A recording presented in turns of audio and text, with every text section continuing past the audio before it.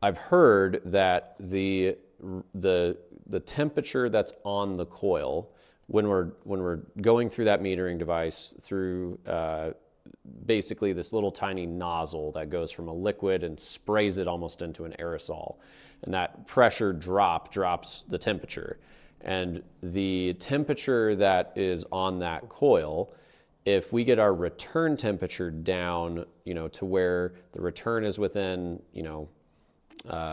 20 degrees of where the coil temperature is. So let's say we have 60-degree return air.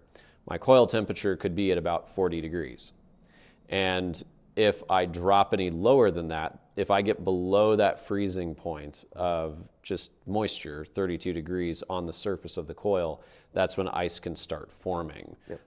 How does that sound to you as far as like a good rule of thumb, or if you feel like that's accurate or not? For the 20-degree delta T, I think it's a pretty good general rule of thumb, because obviously you can have some systems where even if you have a 20-degree, there's issues going on with the refrigerant, whether it's low or there's airflow issues. Yeah. So it's just more of, general rule of thumb. It's just that puts us in the right direction if everything is looking pretty good. We're not seeing visual signs of issues, and we get a 20-degree and the customers have never complained about any issues.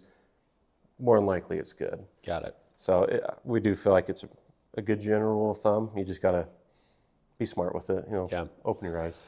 That makes sense. I remember there was a call I went to, and we had a decent delta T. It was like, 17 degrees, and I know there's a range, and everybody has their own range of what's acceptable, and it depends if it's two-stage or what elevation you're at or what type of static pressure, and there's a level of nuance on balancing the right amount of airflow through the coil from a tonnage volume perspective, and how much I'm removing, and then how is the outdoor unit positioned, and is it clean, and can I remove the heat from it? And I remember seeing a delta T that was like I said, about 17 degrees. And so I was like, okay, cool. Went outside, started cleaning the condenser off, went back in to hook up all of my final checks, and the AC immediately started freezing. And that was a learning point for me, because I realized that if not everything is clean and if my airflow isn't set appropriately to begin with, then that delta T doesn't really matter much anyway. Yep.